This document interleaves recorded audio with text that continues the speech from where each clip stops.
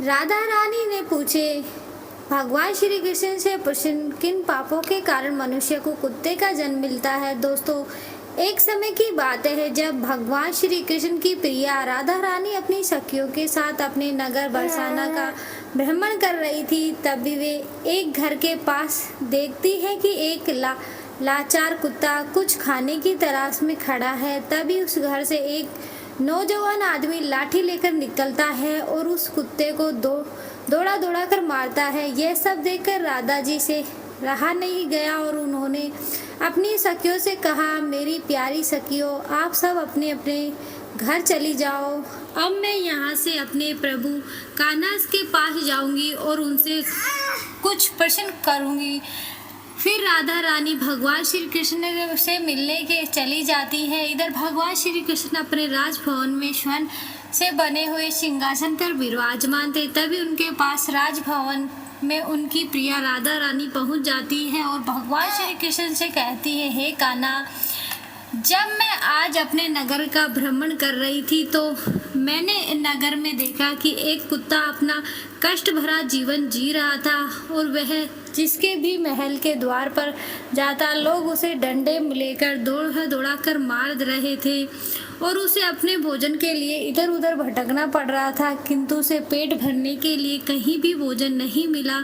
इसलिए हे प्रभु, इसे देखकर मेरे मन में एक प्रश्न उठ रहा है और मैं चाहती हूँ कि आप मेरे प्रश्न का उत्तर दें, तभी मेरे मन में को शांति मिलेगी। मित्रों, फिर भगवान श्री कृष्ण जी ने कहते हैं, प्रिया राधा रानी, आपके मन में जो भी प्रश्न है मुझे निसंकोच होकर बताओ, मैं तुम्हारे प्रश्न का उत्तर अवश्य दूंगा। मित्रों, फिर राधा रानी कहते हैं, प्रभु, मेरा यह प्रश्न है कि किस पाप के कारण मनुष्य को कुत्ते का जन्म मिलता है और उन्हें भारी कष्ट भोगना पड़ता है। मित्रों, फिर भगवान श्री कृष्ण कहते हैं, हे राधा रानी, आज मैं आपको एक छोटी सी कथा सुनाता हूँ जिसे सुनकर आपको आपके प्रश्न का उत्तर अवश्य मिल जाएगा, इसलिए इस कथा को सच्चे मन से श्रद्धा के साथ सुनना। फिर राधा रानी कहती है, हे प्रभु, आप कथा सुनाइए, मैं पूरे मन से इस कथा को सुनूंगी और कथा का प्रचार भी करूंगी। मित्रों, तभी इस भगवान श्री कृष्ण कथा को सुनाना प्रारंभ करते हैं। एक समय की बात है जब भगवान श्री कृष्ण राम अपनी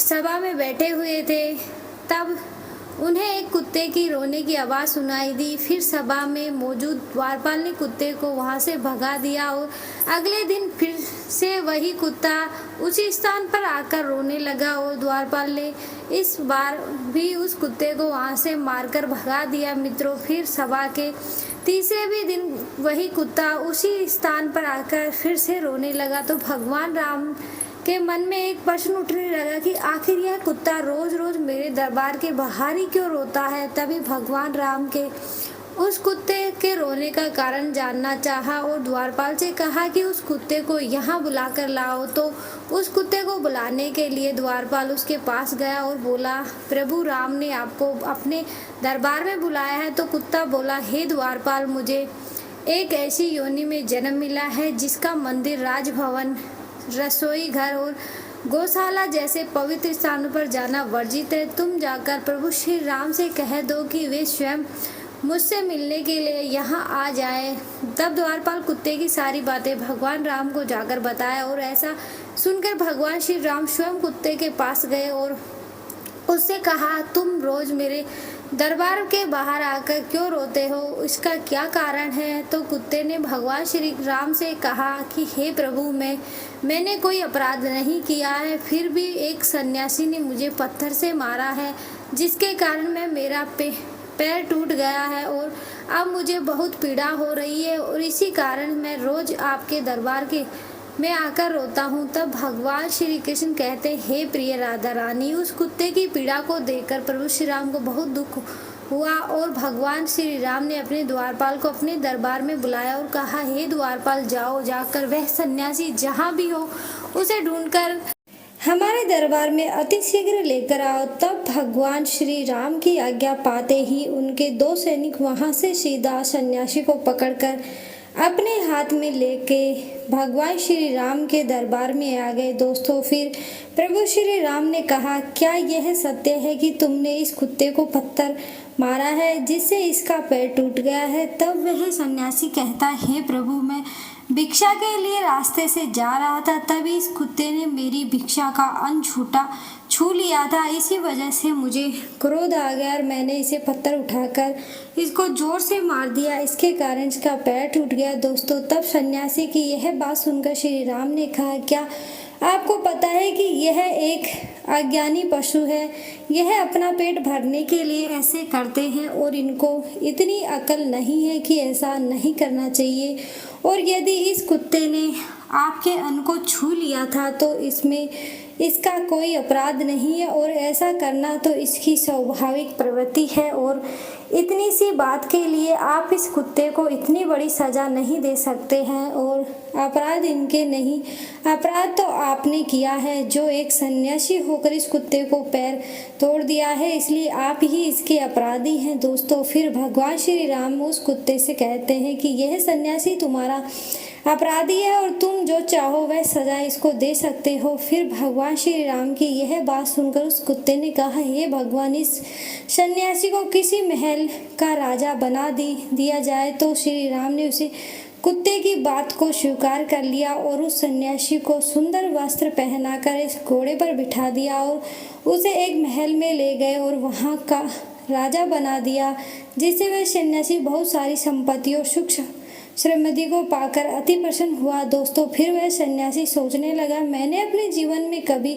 सपना भी नहीं देखा था कि मैं एक राजा बनूंगा, जिसे एक कुत्ते ने मुझे राजा भी बना दिया। सच में इस कुत्ते की में अकल नहीं है, क्योंकि मैंने इसकी टांग तोड़ दी थी, पर उसने मुझे सजा देने के बजाय महल का राजा बनवा दिया। यह सब कुछ देखकर लोग बहुत आश्चर्यचकित हुए और उन्होंने प्रभु श्री राम से पूछा, हे प्रभु, इस कुत्ते ने इस सन्यासी को सजा देने के बजाय महल का राजा क्यों बनवा दिया, जबकि उस सन्यासी ने तो कुत्ते को पैर तोड़ दिया था। तब गांव के लोगों की इस बात को सुनकर प्रभु श्री राम ने कहा, इस सवाल का जवाब आप लोगों को वह कुत्ता ही दे सकता है। तब सभी लोग उस कुत्ते के पास गए और उससे पूछा, आपने उस सन्यासी के साथ ऐसा क्यों किया?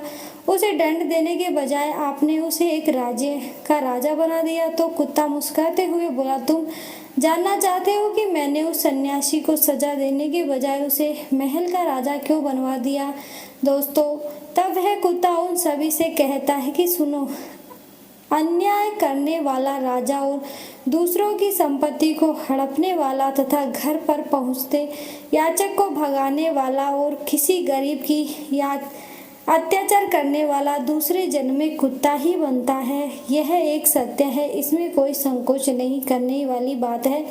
एक राजा ही सबसे पहले गरीबों को सताता है और उनकी संपत्ति को हड़पने का काम करता है। दोस्तों, फिर कुत्ते ने कहा कि मैं पिछले जन्म में एक राजा था और मैंने गरीबों को खूब सताया था और उनकी मेहनत का धन खूब हड़पा था, और मैं भी लोगों के साथ बहुत अन्याय करता था और बेसहारे लोगों और गरीबों की जमीनों को हड़प लिया करता था और अपने से छोटे लोगों पर खूब अत्याचार करता था, जिसके कारण मुझे इस जन्म में कुत्ते का जीवन मिला और अब मैं अपने पापों का फल भोग रहा हूँ। इसलिए मैंने उस सन्यासी को राजा बनाया है ताकि उसे भी अगले जन्म में कुत्ते का जीवन मिले और तब उस पता चले कि कुत्ते की जिंदगी कैसी होती है और अपना पेट पालने के लिए कितने लोगों मार खानी पड़ती। दोस्तों, फिर भगवान श्री कृष्ण कहते हैं, हे प्रिय राधा रानी, ये है वही लोग हैं जो पाप धुलने के लिए गंगा जी जाते हैं, किंतु वहां से आते ही फिर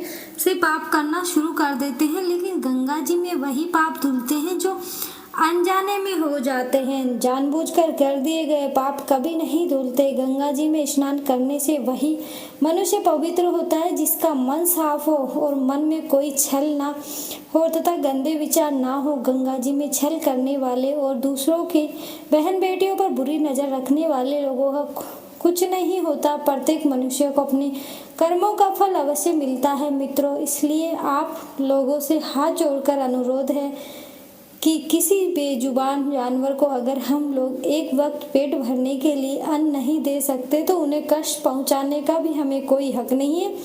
दोस्तों, इसलिए किसी भी बेजुबान जानवर को कभी भी कष्ट ना दे। यदि कोई कुत्ता या बेजुबान जानवर आपके घर पर आता है तो उसे यदि रोटी नहीं दे सकते तो उसे मारो भी मत, क्योंकि वह भी एक जीव है और उसे भी दर्द होता है और ईश्वर सबके पापों को देखता है और उसके अनुसार भगवान दंड भी देते हैं। तो दोस्तों, इस प्रकार भगवान श्री कृष्ण ने अपनी प्रिय राधा रानी को बताया कि कौन से पापों के कारण मनुष्य को कुत्ते का जन्म मिलता है। वीडियो अच्छी लगी तो वीडियो को लाइक करें, चैनल को सब्सक्राइब जरूर करें। धन्यवाद।